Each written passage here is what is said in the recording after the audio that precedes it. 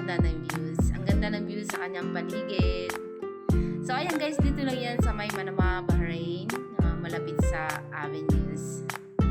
So, ang gandang mamasyal dito guys. Pero dapat kung pupunta kayo dito, yung medyo maliwanag pa.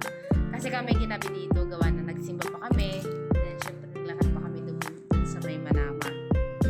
So, ayan na nga guys. Medyo madilim na yung paligid niya. Maganda sana punta kayo dito yung maliwanag to para makikita yung buong paligid. Ayan. So, at ayan na nga guys. Malamig dito sa amin. Nakikita nyo.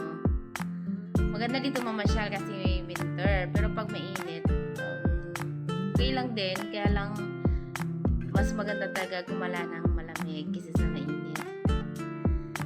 So, ayan na nga guys. Ayan, saglit lang kami dyan gawa ng gabi na.